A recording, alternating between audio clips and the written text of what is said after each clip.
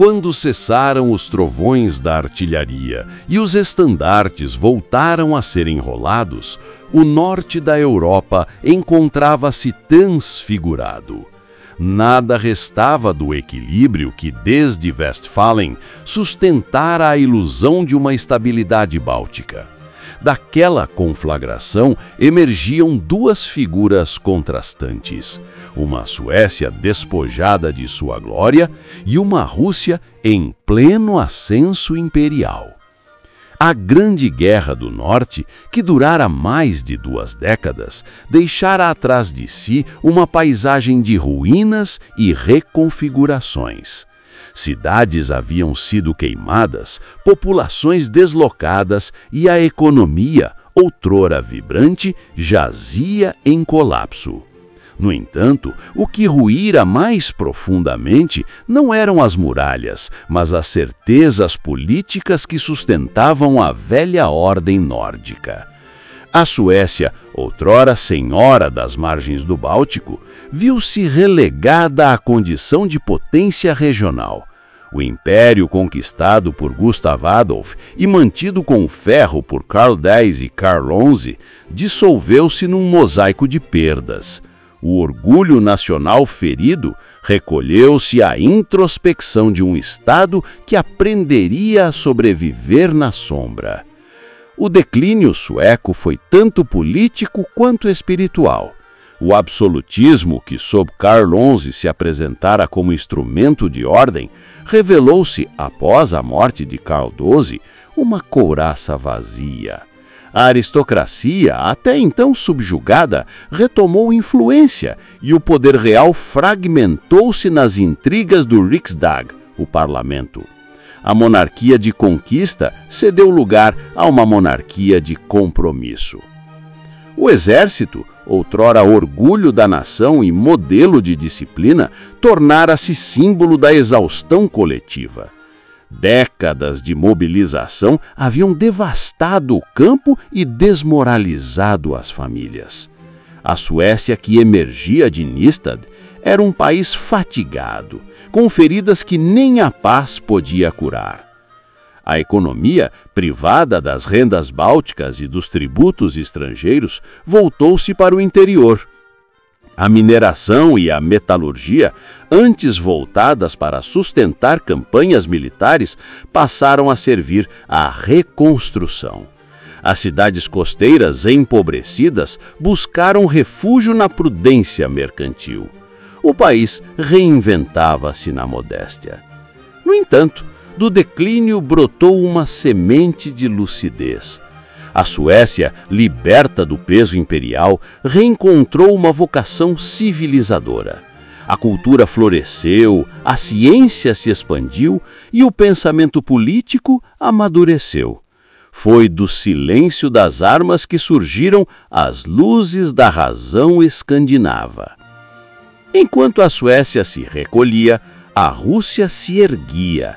O Tsar Piotr I, o Grande, convertera sua vitória em programa civilizacional. Das planícies gélidas do norte, nasceram um império marítimo e moderno, dotado de administração centralizada, exército profissional e marinha permanente. O Báltico, antes lago sueco, tornara-se a janela russa para o mundo. A fundação de Petersburgo, consumada durante a guerra, tornava-se agora símbolo tangível da nova ordem. A cidade, edificada sobre pantanos conquistados, representava o triunfo da vontade humana sobre a natureza e da Rússia sobre seu passado oriental. Era a metáfora viva do império nascente. Com o título de imperador de todas as Rússias, Piotr consolidou a ideia de um Estado europeu oriental, híbrido entre tradição bizantina e racionalidade ocidental. Seu poder não mais dependia da nobreza local, mas da burocracia militar e técnica formada por homens leais ao trono e ao ideal de modernidade. O equilíbrio geopolítico do norte fora assim irremediavelmente alterado. A Rússia tomava o lugar que durante meio século pertencera à Suécia. As potências ocidentais, Grã-Bretanha, França e Holanda, observando o novo colosso, compreendiam que o Báltico deixara de ser apenas rota comercial, tornara-se teatro de poder global. A Dinamarca-Noruega, marginal durante maior parte da guerra, aproveitou-se da queda sueca para reafirmar-se, embora sem jamais recuperar a influência perdida no século XVII.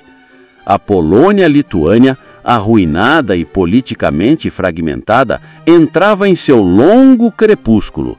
O norte europeu polarizava-se entre expansionismo russo e prudência escandinava. O comércio báltico reorganizou-se em função das novas potências. Portos outrora dominados pelos suecos, Riga, Reval e Narva, passaram ao controle russo, tornando-se polos de exportação de grãos, madeira e cânhamo. O mar, que antes servira à glória militar, agora se curvava à lógica econômica. As transformações sociais nos estados beligerantes foram igualmente profundas. Na Rússia, a servidão foi reforçada como base da economia, sustentando o peso das reformas militares e urbanas. Na Suécia, ao contrário, a pressão social levou a um lento despertar de consciência cívica, que prepararia o terreno para o iluminismo nórdico. A nobreza russa emergia engrandecida, vestindo uniformes ocidentais e falando francês, mas continuando a exercer domínio feudal sobre o campesinato. O contraste entre modernização e servidão seria por séculos a marca paradoxal do Império Petersburguense. Nos círculos intelectuais da Europa, o desfecho da guerra provocou assombro. O Oriente, antes visto como marginal, tornava-se agente de civilização. Voltaire, décadas depois, exaltaria Piotr como legislador e artesão da Europa moderna. A Rússia deixava de ser periferia, tornava-se protagonista. Culturalmente, o impacto da guerra refletiu-se numa profunda revisão do ideal heróico. O mito do rei guerreiro, encarnado por Caldés, desmoronara sob o peso da realidade. A epopeia cedeu lugar à tragédia, à glória, ao desencanto. A literatura e a arte nórdicas transformariam essa perda em meditação sobre o destino e a efemeridade da potência humana. O século XVIII amanheceu, pois, sobre o signo da transição. As nações que haviam sangrado no Báltico voltavam-se à reconstrução e o ideal de conquista cedia ao ideal de ordem. O espírito barroco de grandiloquência e fé na glória foi substituído por um espírito ilustrado, mais racional, mais contido e talvez mais sábio. A guerra, ao extinguir o Império Sueco, não apenas redesenhou fronteiras, redefiniu identidades. A Suécia reinventou-se como Estado ilustrado e legalista. A Rússia projetou-se como um império autocrático e civilizador. O contraste entre ambos seria o eixo simbólico do norte europeu por mais de um século. Assim, das cinzas do Império Sueco, nasceu uma nova cartografia do poder. O Báltico tornou-se o coração pulsante de um diálogo e de uma rivalidade entre Ocidente e Oriente, entre liberdade e autocracia, entre passado e futuro. A guerra, em sua destruição, criou a moldura da Europa moderna.